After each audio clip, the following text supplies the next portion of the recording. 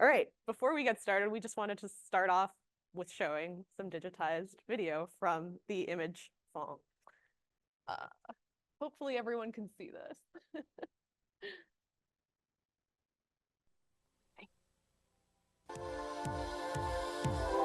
Okay. IMAGeNation, the Aboriginal Film and Video Festival, November 10th to the 14th. At the Vancouver Aboriginal Friendship Centre, Van East Cinema, and Video In Studios on Main Street. For listings, call Festival phone line at 708-8747.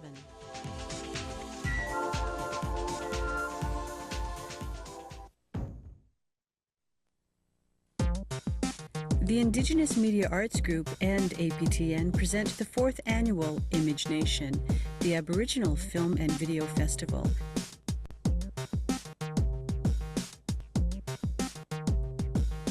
November 1st to the 4th in Vancouver.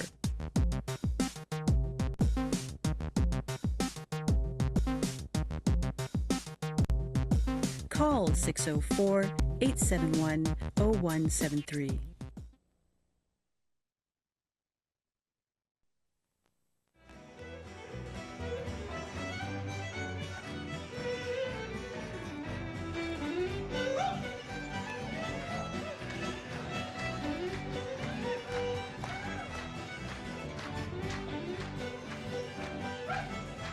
Music and dance. On the Canadian prairies, these are the most passionate expressions of contemporary Métis culture.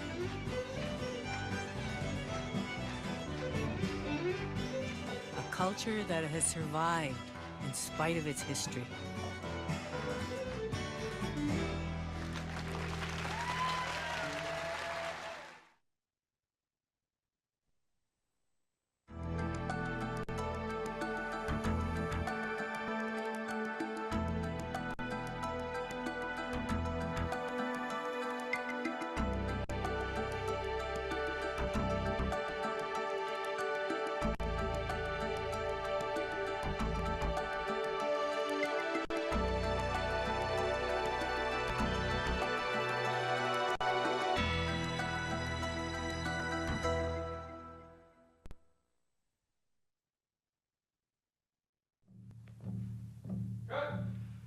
Evan, don't you ever get sick of this? I mean, the braids, the leathers, the feathers. I wish there was a place you can watch a real movie about real Native people. There is a place like that. It's the 6th annual IMAGeNation Aboriginal Film Festival taking place in Vancouver, February 26th to the 29th. Opening night gala at the Friendship Centre. Screenings at the Van East Cinemas. Let's go. Hey-ya!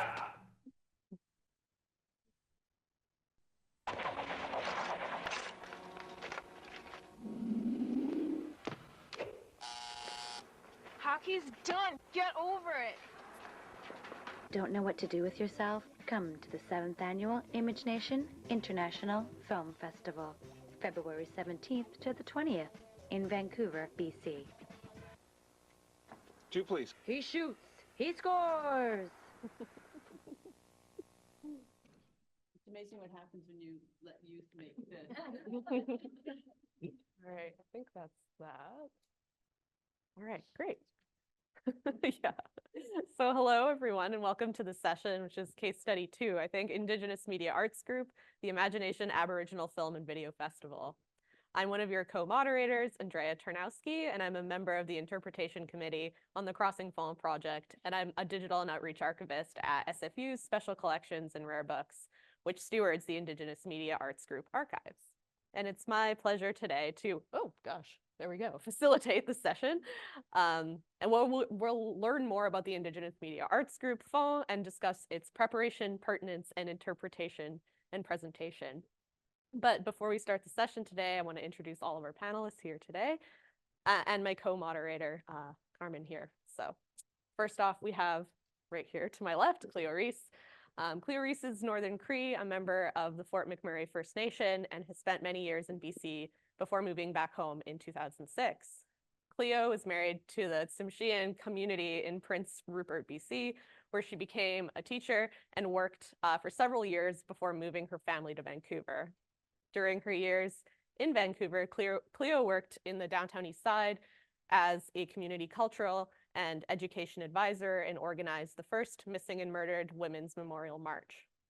In the mid-1990s, she became involved in the artistic scene in Vancouver at the Video Inn artist-run center, where she met other Indigenous media artists.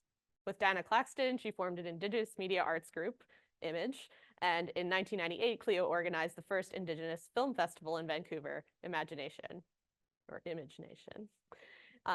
IMAGE became a hub for emerging Indigenous media producers, and the film festival produced a venue for new and established artists. When Cleo moved back to her home near Fort McMurray, Alberta in 2006, she established herself as an environmental activist when she saw the extent of the oil sands operations in her home territory, and was a founding member of the Keepers of the Athabasca, and later a board member for the Keepers of the Water, based in Treaty 8 territory in northern Alberta. As an educator, Cleo uses her traditional knowledge and culture to work with children in the Fort McMurray schools as an elder in residence and cultural teacher. Presently, she's involved with a local arts council to begin holding an Indigenous film festival, where she now resides at the new Arts Center, to be completed in 2024. Next, we have Dana Claxton, a critically acclaimed artist who works with film, video, photography, single and multi-channel video installation, and performance art. And we've heard from her throughout this whole week. Her practice investigates Indigenous beauty, the body, the socio-political, and the spiritual. Her work has been shown internationally at the Museum of Modern Art in New York, the Metropolitan Museum of Art in New York, the Walker Arts Center, Sundance Film Festival, Salt Lake City, and more. Her work is held in private, public, and corporate collections. She's professor and head of the Department of Art History, Visual Art, and Theory at the University of British Columbia. And she's a member of the Wood Mountain Lakota First Nations, located in Southwest Saskatchewan, and resides in Vancouver, Canada. Lastly, we have Karrmen Crey, who's a solo member of the Chiam Band. She's associate professor in the School of Communication at SFU, where her research examines the rise of Indigenous media in Canada and the institutions of media culture that Indigenous media practitioners have historically engaged and navigated to produce their work.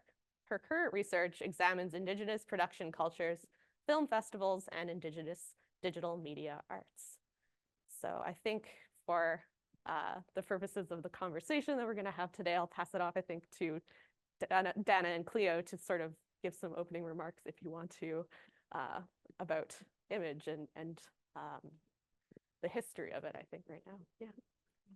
You're welcome. Good morning. Really glad to be here on Squamish and Musqueam territory. I'm from the Treaty 8 land in northern Alberta. That's where I was born, but Vancouver was my home for many years. And I'm really proud that I was able to be part of such a inspiring chapter in Indigenous media history. I just want to say that IMAGE supported visual sovereignty and importance of telling diverse representation of Indigenous stories on screen. And it was a strong community center, supporting training for many different people and youth, and helped in forging intergenerational connections.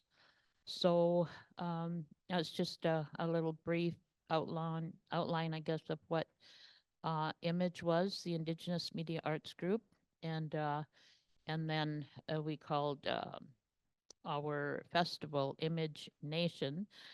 There is another Indigenous film festival in Ontario, in Toronto, called IMAGeNation. And but it's not, it's a different word. And I like to think that we were the very first IMAGE nation ever in the world. But there is another one on the other side of the continent in Brooklyn, I think, which is Black Filmmakers Organization. And we had a little get together one year, as a matter of fact. So I don't really know if we're older than them or not. But I do know that we are, or were, the very first Indigenous film festival in Western Canada. And I think the oldest of all is based in Montreal, but yes, it was a time, and it was our time, and we there's really lots to share. So what I'll do is I'll pass it on to Dana. Thank you, Cleo. Just want to say a few things here. Is that, you don't, and I'm sure many of you archivists here know, is that you don't really know when you're in a Fonds or that you're creating one. You're just, you're making this work, and then later on, you find all these boxes and realize that there's something there. So, the image archive grew with our programming and our outreach and our training, and just looking at those commercials, as we developed, we would get more sponsorship. And of course, it was lovely working with APTN, and then working with the students, and having the students make our commercials. And as you can see, the progression of that was just lovely. So prior to Image, there was FNAP out of Video In, the First Nations Access Program, and that Video In organized with a number of Indigenous media makers. And also there was the Chief Dan George training program at Capilano College.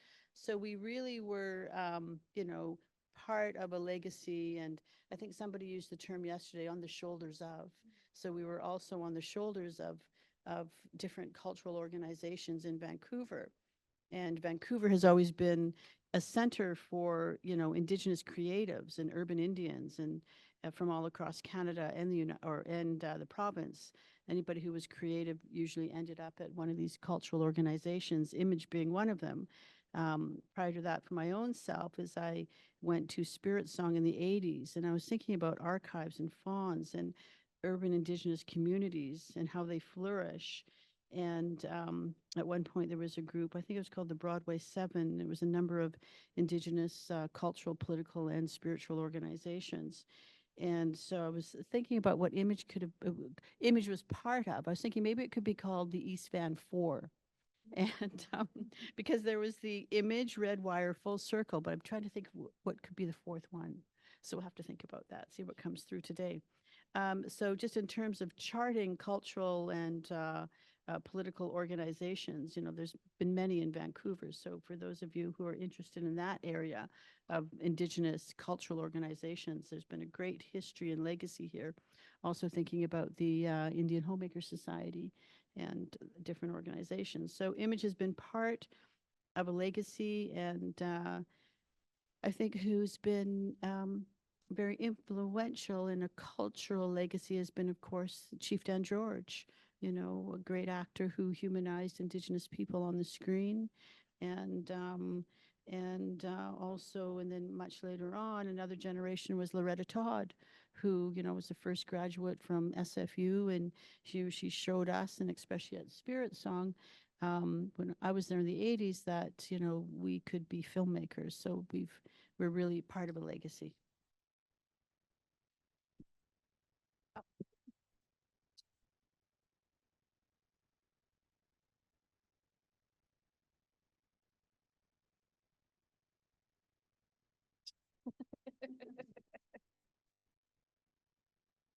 Right. Thank you so much for that introduction. Most of my questions will have more to do with the founding and organization of Image and its activities. And then Andréa is going to talk a bit more, ask some questions more about the Fonds, like the archive themselves and its materials. And I think in between there, we're going to show some examples of some work, I think by Cleo, is that right? Which will be great. So I'm really looking forward to this. So maybe I can start with just kind of a like some of the context questions, and just ask you, more specifically, why did you found Image? How did it come together? Who was all involved? Yeah, some of that sense of how it came together. I was also involved with the Video In collective that was happening in the early 90s.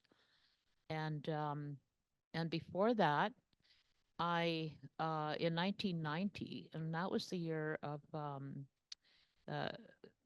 Kanasatagi Oka, and in the late 80s, I was in Edmonton, and I was at the National Film Board, and I don't know how, but I somehow got involved with starting a new organization called the Aboriginal Film and Video Artists, and it was from across Canada. And so I organized the very first meeting of Aboriginal, what we called then, film and video artists, and supported by National Film Board in Edmonton. I can't remember the year, but it was 87, 88, I can't remember, but somewhere I have all that information. But anyway, I did meet diverse Indigenous filmmakers and video artists, and that kind of always stayed with me because I knew that this was something I really wanted to be involved with. I was like a teacher and did different things, community activism, and there was did all sorts of other things too.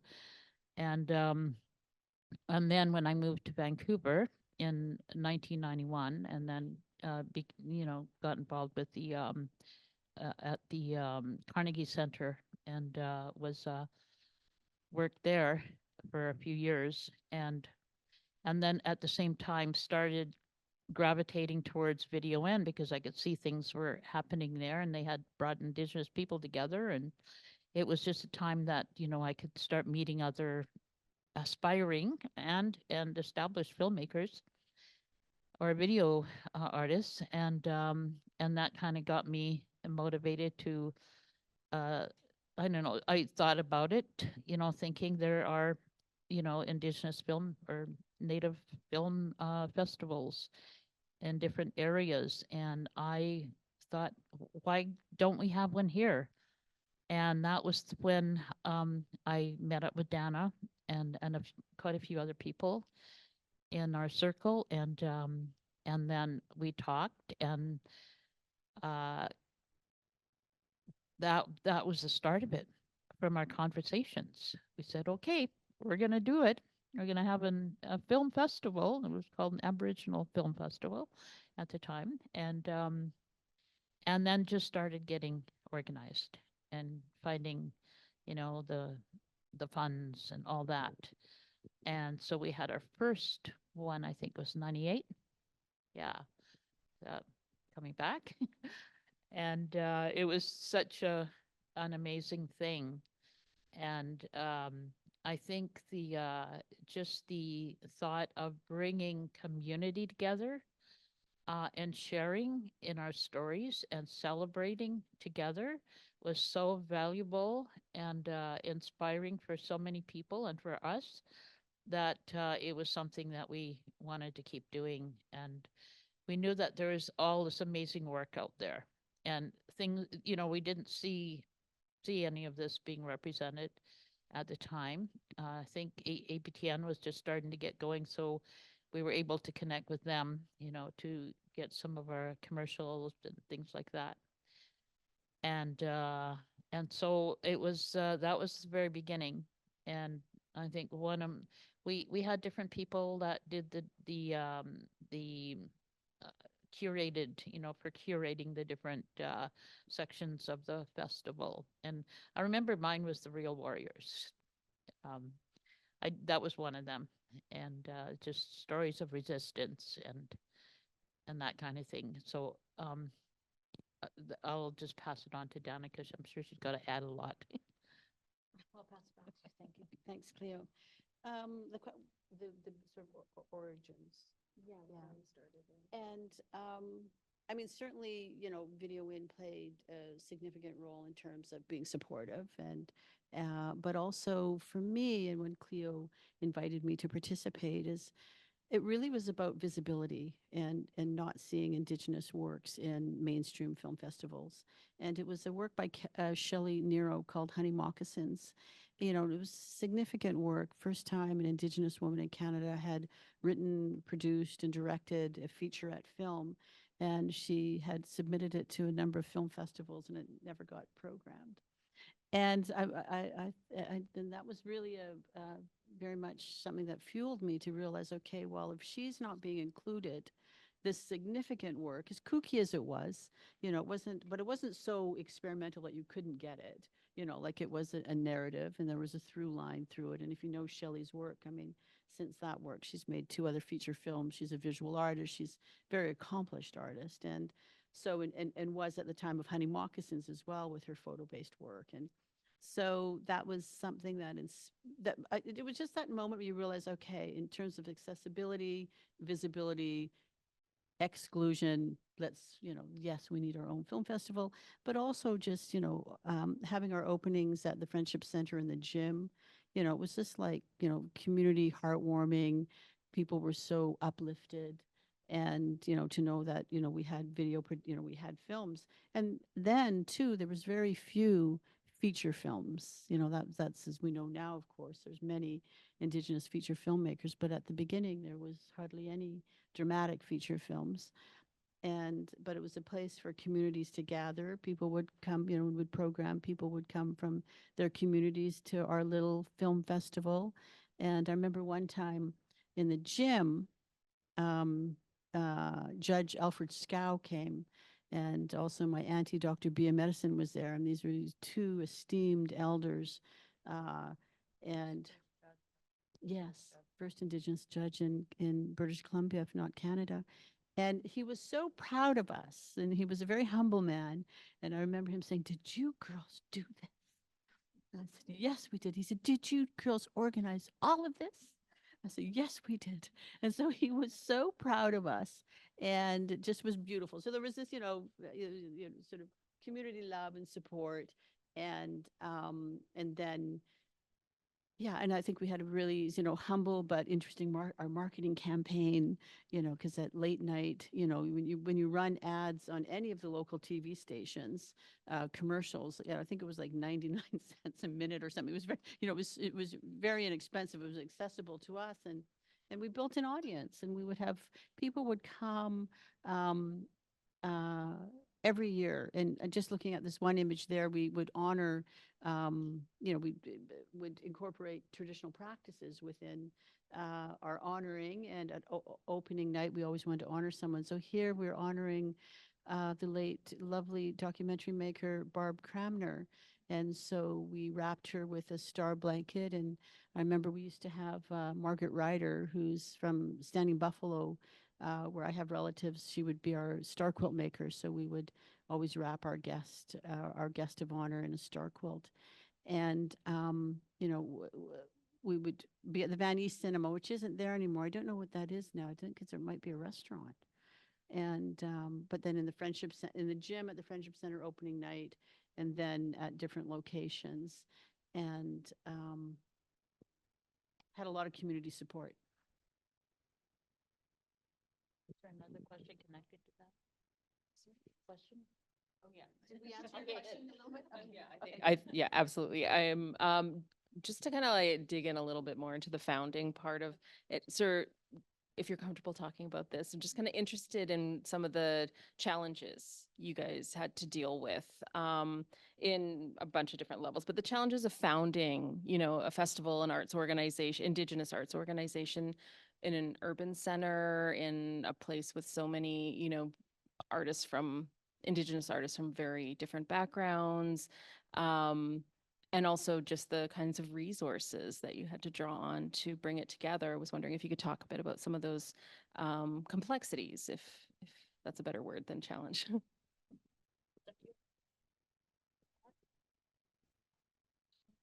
Oh, okay. Well, there were a lot, but I think Dana had some experience in fundraising for or getting grants. I think that was the key thing here, because I didn't have, I had a little bit, but I think she knew the art scene, and that really helped. And so she knew where to go to apply for grants. So that's what we did. And we were able to get Canada Council and some other grants.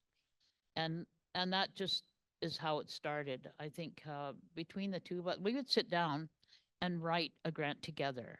And it was a lot. It was hard, but it wasn't that hard. And it was fun experience, and these things happened. And there were other let's see, I think everything actually really came together because we had a community, but it wasn't really something that you could say, this is an organization that, is based here. We weren't an organization yet. We were just starting to be. And we looked around because Vancouver East Side is it's a very, to me, a very local, you feel really local place there. And Video In was there. The Vancouver Aboriginal Friendship Center, it's still there. There were other places along Commercial Drive, and able to, having the Vanny Cinema there, and they showed like retro films and all kinds of things, like and new ones as well. And it was run by a Persian man, and he was very good to us and very friendly, and so we were able to have a really good connection with him and his family. And I think I even went into his home, and we talked, and so it was a feeling like we had we felt like we were able to have a community, and people would come and go, and people would see the films, and then we would have like panel discussions and things like that was part of it, and maybe a workshop, and there was also entertainment at some, and then all of these things together just made it a really great experience. So I think just with the people that were involved, because they were all connected to something in the area, and coming together, we were able to work together to create, a sort of a community, some sort of a community work experience, I guess you could call it. So that was that. I think it was just a good time. It was a good time, and it worked. Thank you. But timing, timing. It was a great time in terms of forming a collective with. Because there was Vancouver, such a hub of Indigenous filmmakers. It was Zoe Hopkins, who, of course, has was one of our founding members as well. She joined a little bit after, I'm trying to think. And Marie Ann Hart Baker, a poet, and Cease Weiss, a local media artist and activist, and Ellen Hopkins, and Arlene Bowman, Navajo Talking Pictures. So there was a group of, because of this, sort of cosmopolitan hub of Indigenous filmmakers in the city, then we just sort of collaborated together to start the collective, and then incorporate it. But also thinking about grant writing, because Cleo and I wrote a lot of the grants at the beginning, and also then with Marie Ann Hart Baker. But we would, and I think at that time we had to use a typewriter. And no, we might have had a little computer. We didn't have, it was humble means, right? And but we would, just take turns sitting down I remember at the machine, all working, collaborating, of course, on the grant writing, but also just thinking about Indigenous cultural organizations in Vancouver. Is that Spirit Song, where I got my training, is they sent me to all of the arts administration training. And so aside from learning about lighting and script writing, they said, Dana, you go to take all the arts admin. So I did all of them. And it really provided me with skills that I continue to use today, hence now, still at the typewriter, but as an administrator at UBC, right?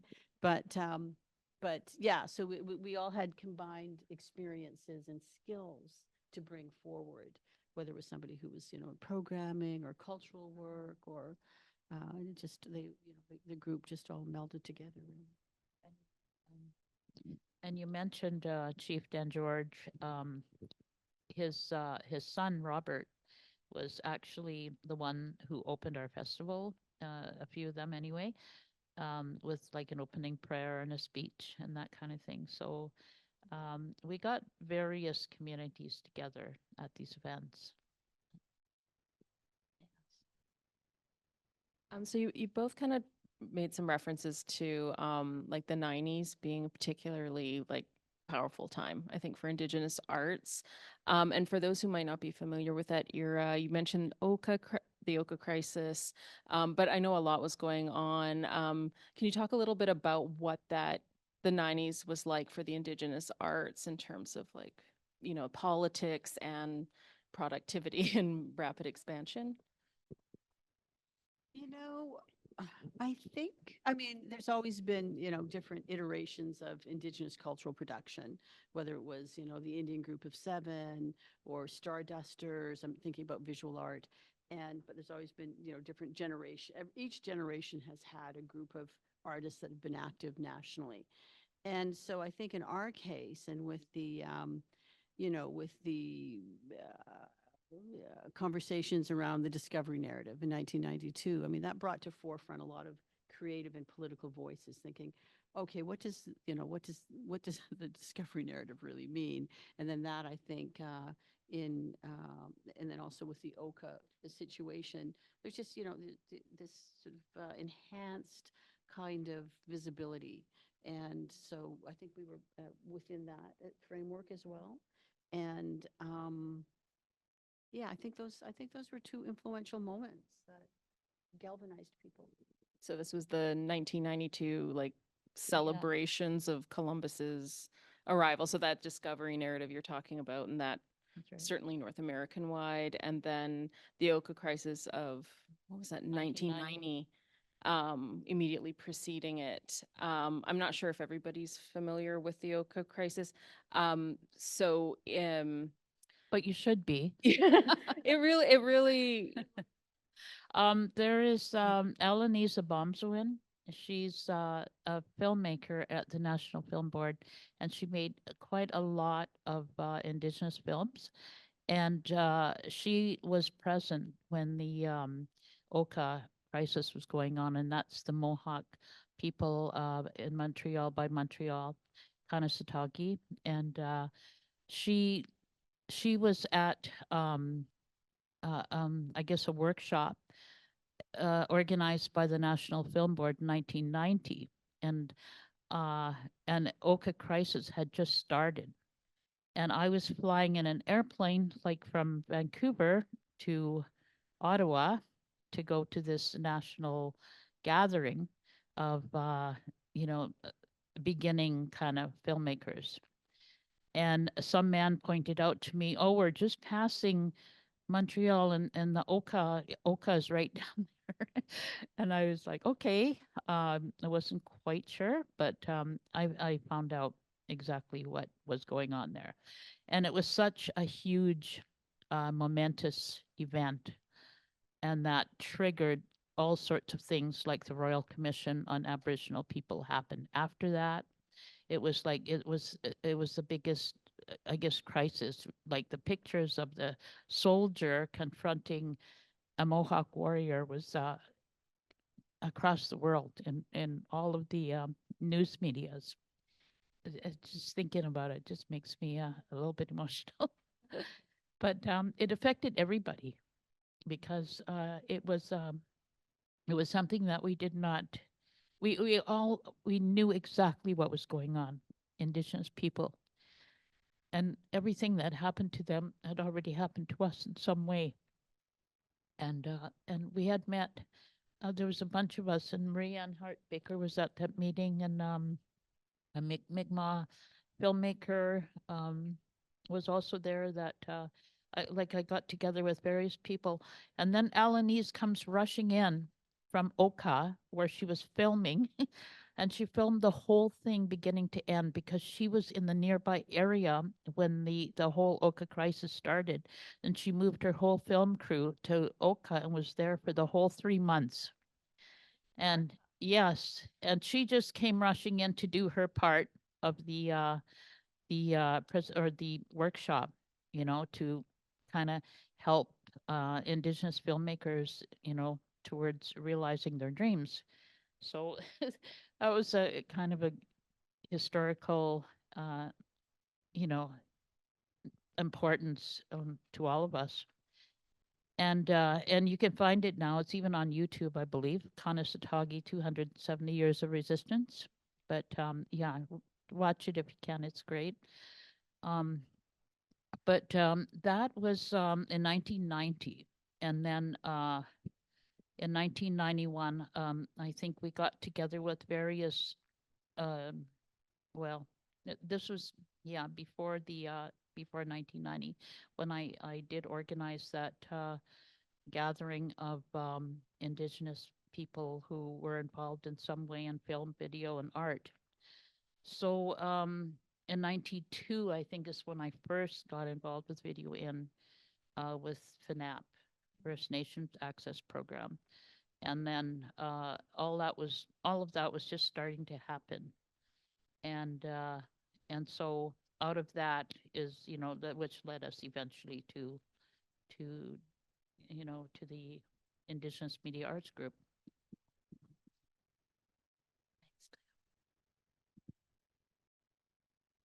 I just lost my place. I'm so sorry. So you've mentioned a few elements of like the training programs, the festival itself. Can you talk a little more about like the scope of activities that Image was involved in and spearheaded? And I know there was a lot of different areas you were ultimately working in, but yeah, maybe it would be helpful for people just to hear about the scale of what you guys were actually doing as an organization. Well, beginning, we had the film festival, and then we realized that we wanted to expand, and to actually help with increasing the Indigenous, reality into the film and video world, I guess. And that's where we started with our youth programs. So we had quite a few youth programs, and we had things like media literacy and introduction to like filmmaking or video making. We had different things happen. It could have been like a Super 8. I think we even had a Super 8 workshop. We had so we worked a lot with youth, and that was I guess a really important part of what we were all about. A lot of those youth have gone on and started becoming really well known and really proficient in their art practice, and a lot of them stayed with video and film and went on, and a lot of people kind of got their start there, and also just the introduction of having this kind of event there was really galvanizing for a lot of people. And there was, what else? We did traveling film festivals. We did that for 2 or 3 years, I think, and brought it to different parts of BC and more smaller areas. You might remember some of the things we did. It was Duncan as well as Prince George, and then there was one in the Okanagan and Prince Rupert. And so one thing that when we started the training programs, and Cleo had wanted us to somehow outfit her dream, and we never quite got, but I think we did get to a lot of the things that you wanted to do, because she really was the visionary here in all of this. But she wanted us to get a completely well-equipped production van that we could take it to communities, and people could learn how to, do everything right there. And then we'd edit with them, we'd shoot, edit, and produce, and then have a film festival. And so that was one thing. But I know with the traveling film festivals, we had workshops as well there. And but it was the training programs for youth, I think, too, that but then we grew kind of fast too, because we started out with very humble means, and we grew really fast for a while there. And then also there was federal training money as well, so we were good at locating where funding was available for Indigenous youth, or and which was challenging to work with youth as well. We worked with youth at risk that that we weren't completely equipped for, but we figured out how to do that. So we would have elder and spiritual advisors to work with youth at risk as well. But also even the, showing documentaries that are, heartfelt and challenging and looking at history and genocides. And so we had to, make sure that people were cared for in the audience as well, because we were showing some early works that nobody had seen, and also, then conversations about Indian residential school as well. So those programming was challenging as well. I honestly could keep digging, but I also am mindful of time and great. Okay. It's always good to check in. Maybe what I'll do is I do actually, and maybe we can save this for the Q&A. I kind of want to pick up on some of the themes around the challenges of programming, because I'm obviously very interested in film festivals. But I do want to hand it over to Andréa. And I believe we have some videos to watch. I was just gonna say, did you, Cleo, want to talk a little bit about the videos that you selected, or? Yeah. I can get them queued up. Yeah, I would have really liked to have seen some of the youth videos that were produced, but they're in the archives and available, right? I think I'm not sure where things are. I know there's quite a bit there's a good amount that's been digitized, but some of the videos, this was actually another. But I was able to bring up to get a few things that I wanted to, just an example of that time period. That's when I started working on, well, I did one called Land Use Mother Earth, which is in the Video In collection, or VIVO now.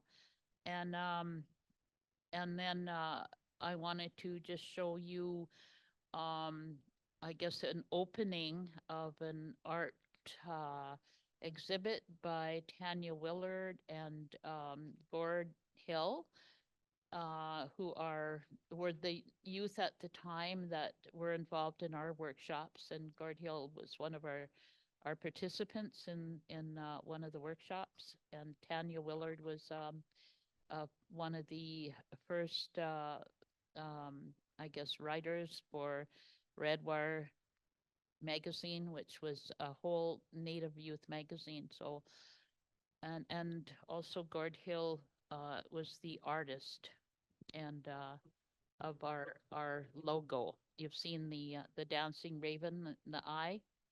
That was done by Gord Hill, and now he's like a published, author, and he does animation, and he's actually quite well known in the. I don't. Do you guys know Gord Hill's work? Oh yeah, he did 500 Years of Resistance. That was like a comic book that he did, and things like that. So, yeah, and he was our artist. Yeah, and we involved local people, like, our person that did all our printing and our designing of our catalogs and everything was done by a local Greg Pierre. He was yeah, he did that. So we tried to involve our own, expertise, our own talent in all of these things. So yeah, if you could go ahead. So this year I was doing some work too. This was actually shot in 1993. I think it was, I don't know, what is this? Yeah, that's not the one, but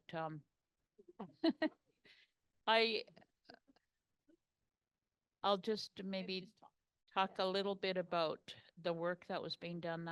That was just some of my work was exploring, I guess, identity, and part of it was going back home, where I hadn't been since I was a child, to do some video production there. And I actually collaborated with my brother, who was working for our First Nations band. Do you have the sound? Yeah. So what we're seeing This is my family in pictures, and it's just the beginning of our video about what was happening in our own community at the time. A collaboration with me and my brother, who was working for our nation, and he was a forestry person there, and brought me to all these places because I didn't know all these people and he did, and we thought it important. We had to interview these elders who could give us history and knowledge, and so that's what I did. And then I found out, and now all of these people we interviewed are all gone now. And so this has become a priceless collection for our own history. So yeah, I think that's good for that. It's just, yeah. And then the other one is the, I think, do you have the other one? Yeah. The other one with the youth having a showcase of their work. So this was here locally, and I can't remember if this was probably at Video In. If we don't see it, that's okay, because I've talked to you about it already. The work by Gord Hill, by Tanya Willard, with Red Bar Magazine. Yeah. There it is. Yeah, so this is just some of the images, and you would have seen some of these in the youth videos. And it was I guess a time when there was I guess a spirit of resistance. There you go. That was an image by Gord Hill, our artist. And so we'll just see a little bit of this, and I think it's not very long. It's only 2 minutes. And there. Where was the show? Oh, it's at the Grunt. Okay, so that was the Grunt. I wasn't sure where it was. And so this is some of what Gord Hill did in his comic books. And he made his own video, which I think it's in the archives too, but we don't have it right now. But yeah, this is his work. And I think it's going to be animated. I have a grandson who is doing an animation series for Knowledge Network. Yeah, my daughter, Natanis Desjardins, did a lot of video during this time period. And then her son, who, has grown up and gone on in the world to become a media artist, is now, and there's my daughter, Reece. And that's Tanya Willard, the other. She did the art right behind her. That was her work. So, so anyway, that's, that was part of what was going on in those days. And yeah, we love eating. And there's, she was, what's her name again? Wong. Her last name is, I can't remember, but she was sort of like our administrator for the festival one year. Yeah, Kaching. Yeah, Kaching Kong. And anyway, I remember when you asked about programming, or, how do we go about it? I was on a plane coming back from, I think, Ottawa, for some jury or something like that. And I had to put together a program, and I wrote it on a scrap of paper. It might even have been like a napkin or something, and brought it back because it was kind of like something was really pressing and it had to be done really fast. And I just put my ideas right down on that napkin and brought it into Kaching, who was putting all the stuff together. And she said, we need the schedule. I showed her that, and she said, okay. She put it together in the program. I knew what I was doing, but it was just, timing and all that. I was thinking that there's been many great ideas that have been articulated on napkins, and but also your two references to flying and having these moments. That really the reference about Oka, and then Ellen Neese. That's what a story that is. It was amazing to hear that. So thank you for sharing that. I also wanted to say is that during the time of FNAP, which was pre-image, and there was a number of Indigenous filmmakers or video artists, basically.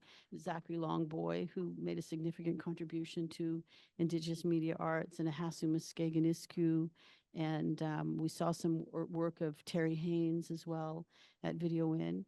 And so there was also people who were not, you know, collective members of Image, but that there was a community of image makers in Vancouver as well that we would program and they would support us. So there was a larger filmmaking community, and just Vancouver attracted the creatives. Yeah. I might ask some questions from more of like an archival point of view. I guess, what was the sort of decision making to approach Simon Fraser University as like a home for this material, and the sort of relationships that you've had with SFU or with some of the folks here and the work that you've done? I'm just curious. Yeah. I think one thing is, is that Cleo and I are both alumnus of SFU, which is great. And also, you know, when we both left Image, we left it in the hands of people to continue it on, and that didn't quite happen. And so as a result, they packed up all the boxes, and then the boxes just kind of circulated around, and then they were in somebody's garage, and they phoned me and said, you know, we know this is you. Come and get these boxes.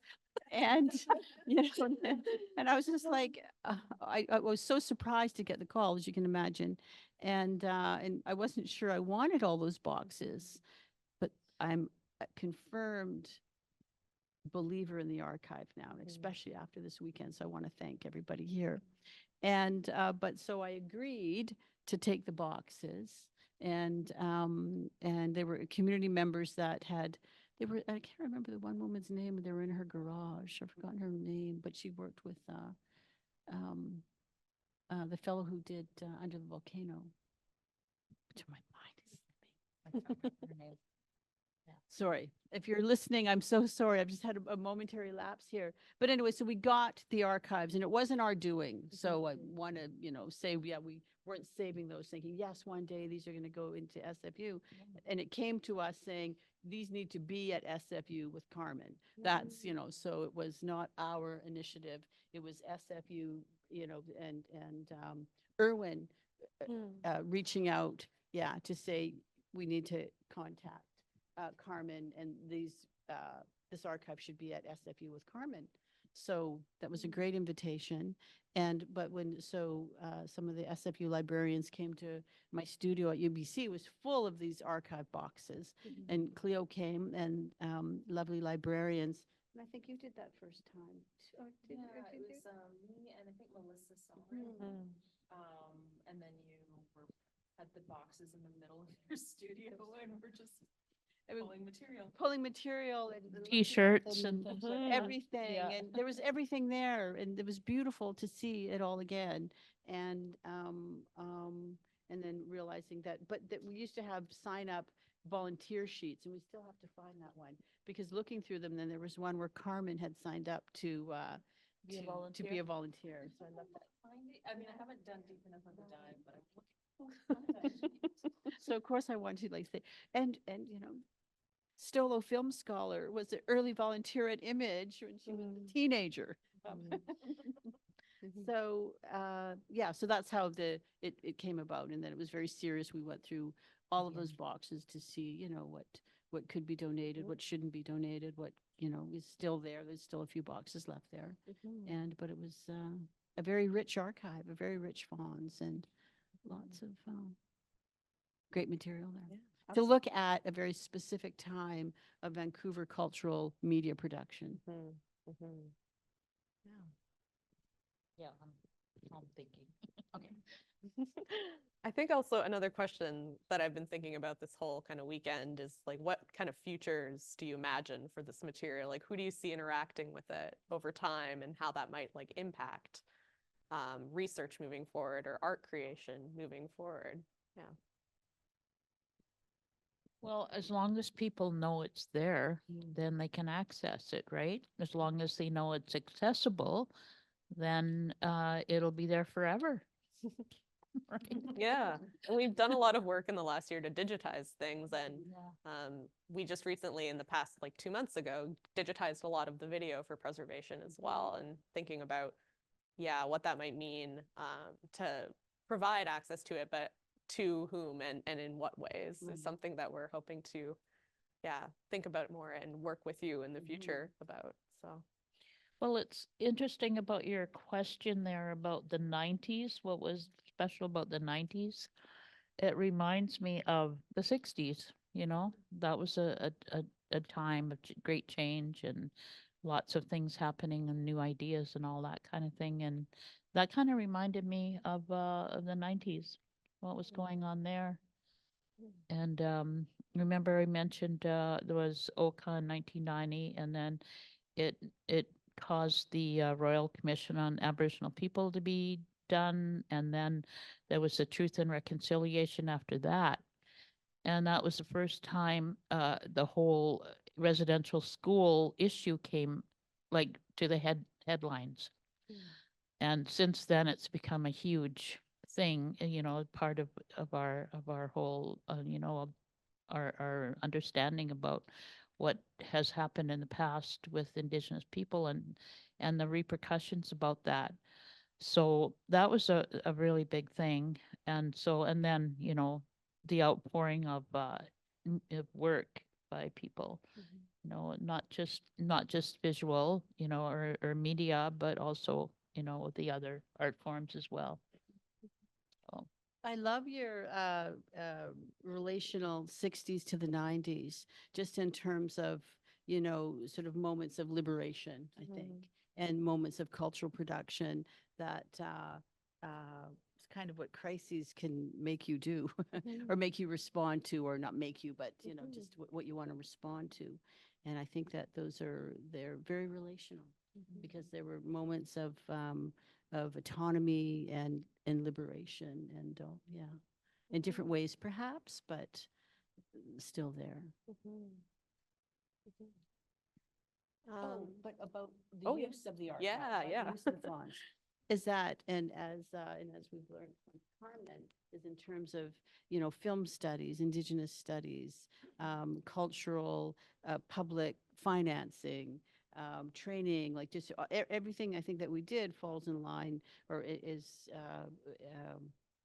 relational to people's point of study. If somebody's looking at the history of Vancouver Indigenous cultural organizations, IMAGE has a place there. Or if they're looking at Canadian Indigenous film history, you know, IMAGE has a place there. Film festival studies, I know, which is a area of study. So I think there's a lot of subject areas. That We even have a book written about us. Was a sovereign. Actually, more than one. Two. I was like, I have a But book. one is written by Kristen Dowell. I don't know if any of you are familiar with that book. And she was actually also a volunteer at one of our festivals and spent a lot of time with us for a couple of years doing research. And she's a professor at Florida State University, I believe. Yeah, in art history or Indigenous film and video type of that's what she does. And she wrote a book about us, and it was great, and I highly recommend it. It's something that would go along with the archives. Absolutely. Yeah, it's like books. Oh, well, this is our book. So we did publish Another book. one book, and but this was self-published, and we published this with the Banff Center as well as with the Hamilton Art Gallery. And I was actually inspired by Other Conundrums by Monica Gagnon, which brought together different organizations that she was working with to publish a book. And then so we were. Oh, I'm getting some. Sorry. No worries. But IMAGE had applied for a small publishing grant, and then I was curating a show at the Banff Center, and then there was another show that Steve Loft was curating at the Hamilton Art Gallery that was all about Indigenous media, and so we grouped together and made this lovely book. And so actually, well, I'll tell you about these later. These are our door prizes. Ooh. This is the generous Indians always gift giving. I think also just in the, for time's sake, I think we wanted to do a Q&A. We can open up for the Q&A and then maybe do some reflections at the end from all of us, if that's good. Oh, yes, it's called Transference, Tradition and Technology. Yeah. I do have to say the like historic value of this book is enormous. I mean, I've read mine almost flat, like I've broken the spine. Like, I have to tape it mostly together. It's one of those along with other conundrums video in like the Jennifer Abbott book. There's this incredible wealth of writing about arts-based activism and activism as art in the West Coast that has just that I've had to kind of hunt down because sometimes these books go out of print. You have to sort of track them around, weirdly find them down in either the UK, either the US or the UK. Weird. I don't know how they get that far, but there's just this incredible like repository of really smart critical writing that's been published over the past, 30, 40 years. In and around the art scene in Vancouver, and this is such a great part of that. But any questions? Yeah. Okay, so we have an anonymous question. It's for Cleo, but it's about the digitized collection. So Andrea, as an archivist, if you end up knowing something, feel free to add. But the question is, are there records that are not accessible? And if so, why? As well, are there any copyright issues to overcome in using the materials that are digitized by SFU? Well, I'm not sure about the copyright part of it because some of the videos that were done by the youth was an image program. So it's actually owned by Image. And I don't know if they're, but it's owned, no, I'll take that back. I'm sorry. We did tell each youth who made their video that it belonged to them. So now it makes me think again, does that give you the right to show it? And I don't know. I'm sorry, I can't answer that. And the first part of your question was? The first part was, are there records that are not accessible? And if so, why? Yeah, no, I don't think we have any records except for maybe things like salaries and stuff like that, like, our accounting maybe. I think that's probably the only thing. Well, I know that one thing when we met with SFU, looking at what becomes public and what doesn't, and then certainly with the video collection, is that something that we're still looking at of what's permissible and what isn't. So it's actually still a work in progress, but very much thinking about copyright and that we don't want to, breach that. Yeah, and a lot of what's on the digitized collection is kind of textual or photographic and things that are promotional or those sort of media training brochures and things like that, I think in working with like Alexandra and Melissa, there were like conversations about what was good to go up and things like that. But yeah, you raise a great point about, copyright and privacy and ownership of Indigenous data in the video art that we have recently just digitized. So yeah, emerging. The one thing that I was very proud of is that all of our financial statements as the treasurer, because, we took great pride in, for one, raising the money and being so responsible with it, and then having our financial annual report. So it was lovely. They were also bound so beautifully. And so, and just looking at also within that in terms of cultural funding for Indigenous organizations at the time. And we also had an amazing bookkeeper who was also an artist. She was a poet. And sadly, she's gone. She passed away a couple of years ago, I think. But she was really great and kind of kept us together because we really needed, to have a bookkeeping, somebody that could keep us on track of stuff. And she really did that. So that was really helpful.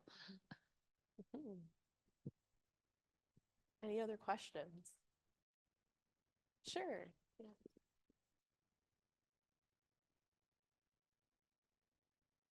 Thank you. I have two questions, but they're related to how to the relationship to institutions. The first question I have, so you were working in collaboration with the Grant and VIVO. Did you understand yourselves as an artist-run center, or through the lens of what the artist-run center at that time, I guess, meant? And then what are your thoughts on the work that the Indigenous Screen Office has been doing? Why don't I answer the first part and you want to answer the second part, or we can both share? I think in terms of Artist Run Center and knowing our position within that milieu and that ecology is I had been with the Pitt Gallery for 4 years as their director, and then had done work through Video In as a curator. So very aware, and then had done some work also, I think at that point with the Minko and Panchayat. So, but very aware of the national parallel gallery system. And so we were part of that. Yes. Thanks for asking. I'm sorry about the last part. I didn't quite hear. About the Indigenous Screen Office and what we're hoping from what your thoughts are on what they're doing. I don't know. You'll have to get to know them. So the Indigenous Screen Office, of course, you know, so supportive of what they plan to do, and you know, with their funding model to support Indigenous independent production, I think is, you know, it's needed. And I think federally, you know, everybody always needs more production money. You know, just we do. And, you know, and same with the Indigenous envelope within some of these federal structures, you know, need to be, have more contributions. So I think that ISO will assist with seeing more Indigenous independent production on a national scale. Thanks for the question. Thank you. I Pila Maya Ye for your sharing. My name is Ben, and I work at First Peoples Cultural Council in the language program, but we have a very dedicated arts department led by Arlene Deptuck from Kitson Kalem. And one thing we've been focusing on a lot is supporting youth and kind of supporting that launch stage of a lot of kind of, I guess, careers, but just kind of that zone of getting into this work and kind of finding their place. And so for, you know, what would you like funders to know, and kind of where do you see kind of the best type of support we can offer in kind of this initial training and uplifting of especially young artists, and maybe specifically within this kind of digital media creation field that, you know, is really popular right now?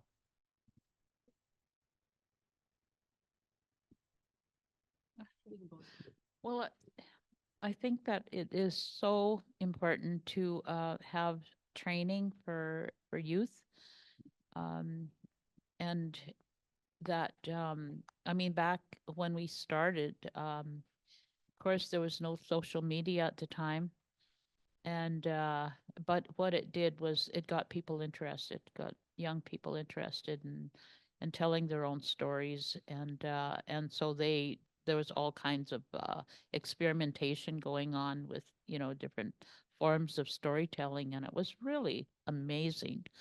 And now that, you know, everybody has access to phones that you can record anything, anytime, anywhere,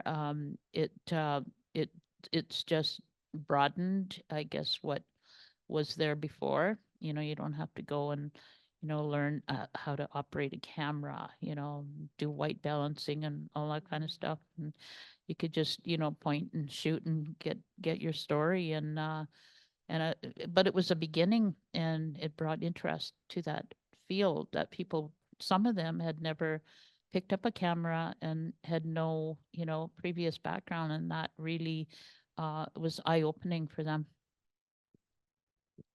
I think in terms of accessibility to that type of cultural public purse, is that you know, because there's a lot of barriers. If we think of course, you know, the low rates in graduating from high school and those kind of things for Indigenous kids, but I think the application process, you know, and not to dummy it down, but to make it accessible, that if a teenager was going to fill out an application form, that it wouldn't be daunting.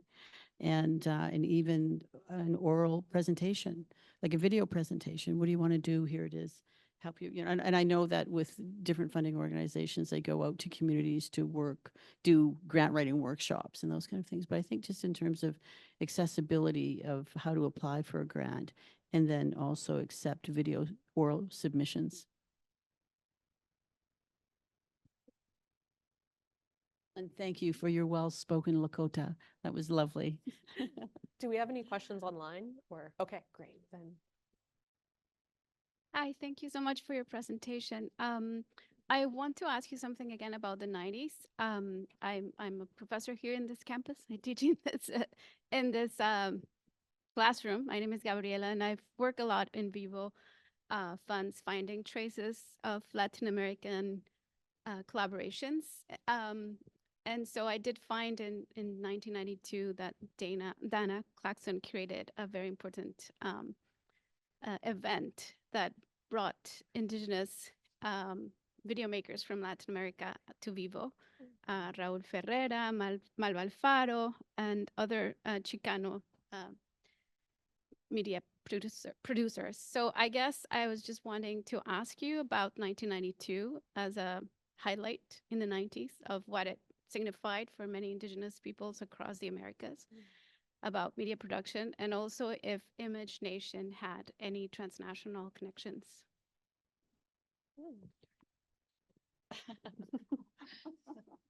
Thank you for the question and also reminding me of that. And, you know, it was also, you know, the good work of Video In to present that to me to say, you know, this is, you know, they presented a lot of space, autonomous space for Indigenous artists and curators. And it took me a while to get into the role of what a curator is, right?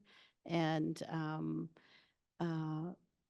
so I think that's one thing, having a non-Indigenous organization providing autonomous cultural space for you to do something, and realizing 1992 was this big event and, you know, offering that to me. So so I worked with Sarah and Kelly and the group there to think about that. And then, you know, then of course you realize these interconnected histories. And yeah, that was great. Lovely.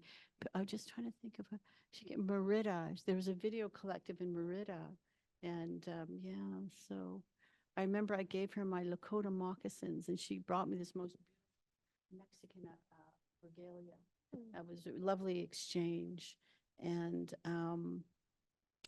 yeah, I haven't thought about that for a while. But Image, we didn't actually go, we didn't go in that direction. We did some work with some Aboriginal Australian exchange and of course in the United States. But I don't think we did a lot with Latin America. Not specifically. No, there's a People would gap, come to a gap in our gatherings. We'd come to our gatherings and be part of it. And yeah, there was opportunity for everybody that, you know, everyone was welcome to come. And it was such a community feeling that was going on. And she mentioned that we started out in the Aboriginal Film, the Friendship Center. And I remember one year we had Randy Redroad, who's Indigenous, or I can't remember his tribe, Cherokee.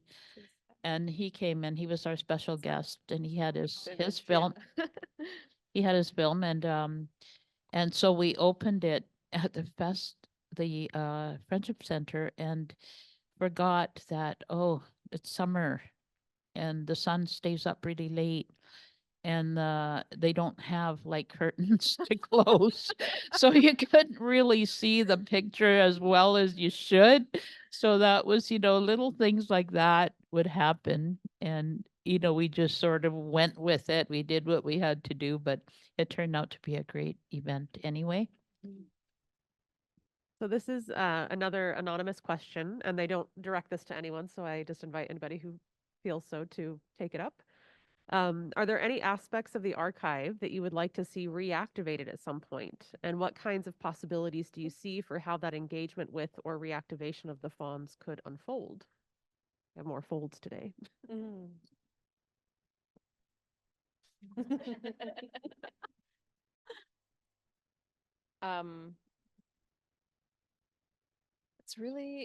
It's a good question. I think the way I've been thinking about it is, obviously as a kind of in a pedagogical way, like as an instructor, how would I bring students to the archive to understand its how to work with it, basically, like how, like the kind of promise that they end up holding when you stop treating it like paperwork. So for my part, I think there's, God, I can't think for my own self. Like, I won't say that I have that. I have a printout of everything that's in there, but I don't have the deep knowledge of every single item.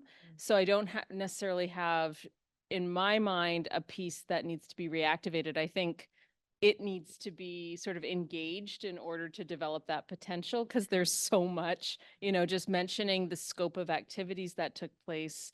There's so many perspectives or lenses that you can bring to think about the archive, think about like as you've been talking about, the significance of training and how training was such a core component of a lot of Indigenous media activism in the 90s and onward. It was this notion of capacity building, of really orienting towards the youth as in an idea of generational learning that has always carried through Indigenous media history in Canada. People have always had that kind of lens, that idea. All these Indigenous filmmakers are always thinking, in terms of, well, how am I going to, what are the implications of what I'm doing or what I can offer the next generation to keep growing this area? So there's a certain kind of lens there that needs to be developed and understood. And I think that is, ties together a lot of the activities that IMAGE was doing. And as a thematic that can come out more. The question of access is really crucial. You remove mystique when you give access. It's remarkably empowering. I think the very notion of the festival itself, and, speaking of somebody who is very interested in these kinds of activities, I think people understand and recognize film festivals. What is maybe less kind of understood is that they're an actual engine of Indigenous media production. It's often what's really driving it, either there through this kind of training, capacity building, orientation, often offering resources, training, funding. But really, the festivals start to motivate and drive Indigenous production to happen. So they're not just these sort of passive sites of exhibition and distribution, right? They're actually where people are formulating an idea of what Indigenous media as a cultural category looks like or could be like, or, and it's not one thing, it's many, many things, but it is doing a lot of cultural work beyond exhibition and kind of international circulation of media objects. So, certainly I could keep going, but certainly for like my position, what I'd like to sort of see activated is different ways of thinking about the cultural categories that we kind of use and often take for granted.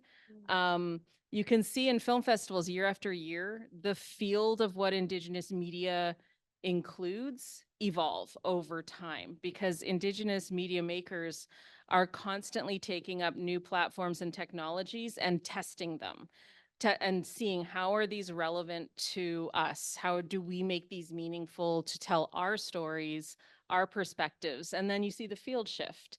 So you're seeing in 2017, VR comes out because the federal government allocated a lot of public funding towards exploring the potential for VR in not just in the sciences, as in, medical treatment implications, but within the arts as developing forward-looking, what can we do with this? So you see this constant evolution being reflected in these festivals, and this is how you can sort of track the shape of Indigenous media. And for me, that's the tracking the shape of what Indigenous media studies is, and how I talk to students about what this is, how I write about it, how I communicate about it. So there's many, many things that film festivals crystallize, and this is, you know, this potential that's already thankfully been written about, talked about, but this is what makes me excited about how we can activate it in all these different directions. Yeah, thank you for that. I just wanted to say one thing, sorry, is that I think somebody used the term yesterday, artist in the archive. And I think actually youth in the archive, in terms of activating the image archive, would be a really interesting opportunity for SFU to think about youth in the archive. Absolutely, yeah. I had a couple of just side comments and then a question, but I did want to say that Carrie Swanson, who was the sort of founding director of IMAGeNative, is the person who's leading the ISO.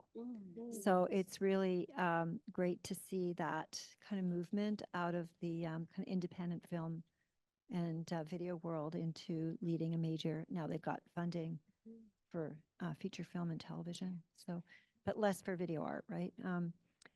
The other thing is that like the 90s in the art world were a very strange time. I mean, it was the time of corporatization in many ways of visual art.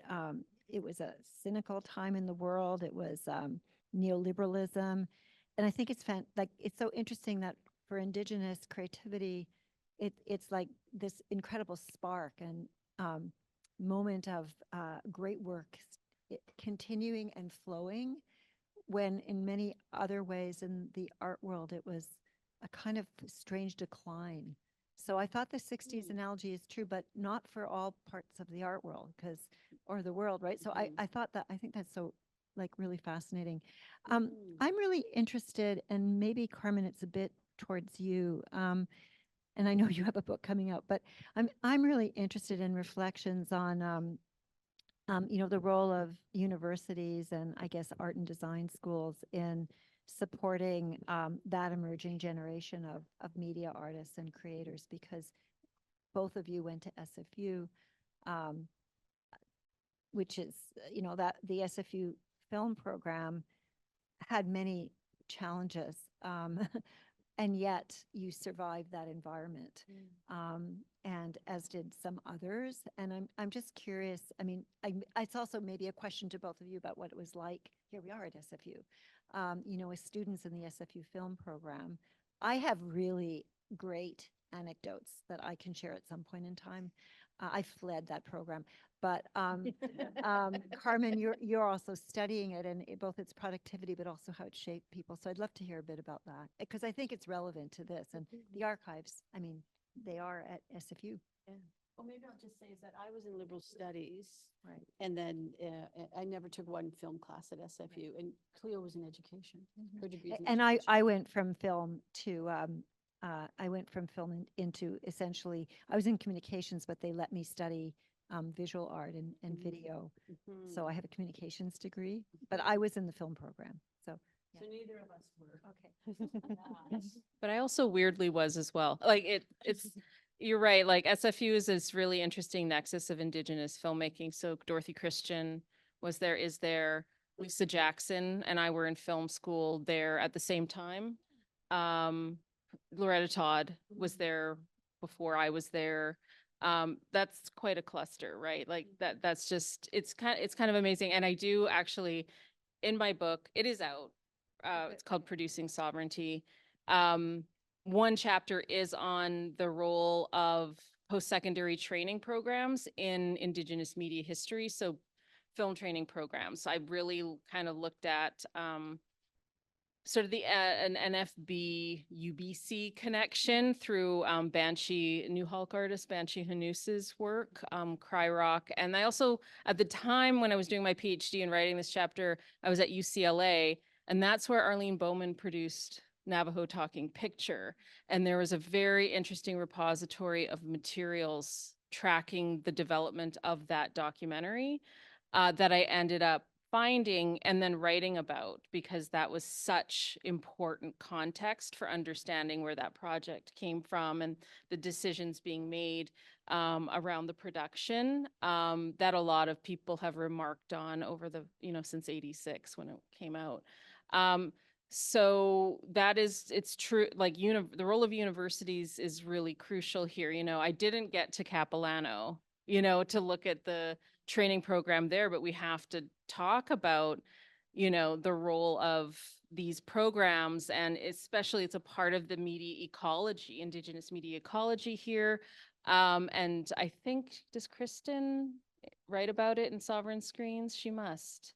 This chart is a bit of yeah, because because she kind of is that really deep, she's an anthropologist, so it's very much a sort of site-specific deep analysis of the history and landscape here. So yeah, I for my part, I think, in terms of film schools, in the book, I'm very attentive to the institutional backdrop for Indigenous media in Canada. Which institutions did Indigenous artists target for intervention in order to produce their work? And in the 90s, there was, like arts collectives, certainly museums and galleries, provincial broadcasters, national broadcasters, the NFB, like federal film agencies. Pretty much anybody who was a part of, was a kind of institute of media culture, Indigenous people were looking at and looking to create space to access resources and programs for training purposes, for self-representational purposes. So like my book isn't a history of Indigenous media in Canada. It's just trying to get a sense of the scope of like the landscape. And it's really broad. And especially in the 90s, people were just trying a bunch of different locations. And so universities were absolutely a part of it, and not a passive backdrop. Often Indigenous filmmakers were very much in critical conversation with the kind of filmmaking cultures and approaches that were being used in film schools at the time, and were very critical of them. And that shows up in the work. Like you can actually read it in the screen content itself. So that's one thing my book is kind of about, but like the question about film schools is really crucial here, because they have always been one of those sites where Indigenous filmmakers are creating their work and their critical lenses at the same time. Yeah, and a generation before, I mean, I was at SFU in the 70s when I did that work, and it was feminist makers who really took on the film program and, kind of made their way into visual arts, et cetera. And then when I was going to the Banff Center in '92, I mean, Loretta and I, and then Marguerite Bokosh, like we actually planned my intervention. Like it was, really about a strategy to completely open up the Banff Center for Indigenous makers, because it had been completely closed. So it's that same kind of, sense of where can you place yourself in an institution? But I think it's really a critical conversation for SFU now as an institution to look at, how it situates itself around these histories and these makers who in part are the, the products of an institution.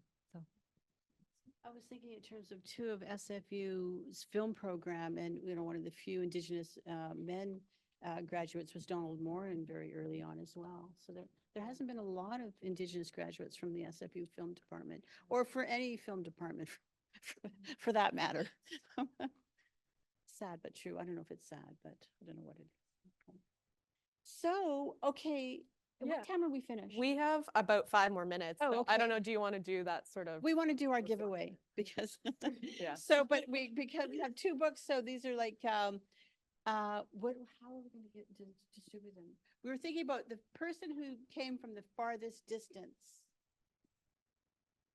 Anybody? Where is anybody? I guess the farthest is like anywhere past Winnipeg. Oh, past Winnipeg. It's got to be past Winnipeg because we know it's further. Where are you from? Oh, Nova Scotia. Oh. The Nova Scotia wins.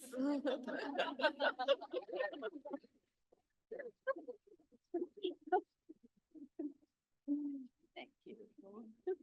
And how do you want to distribute this one, Cleo? So, and this is of no judgment. Did anybody go, other than maybe Sarah, go to the, and maybe Karen, go to the Indigenous, to the IMAGeNation Art Film Festival? It was a long time ago, so we're not surprised. Okay, that's good to know. Okay, might have worked.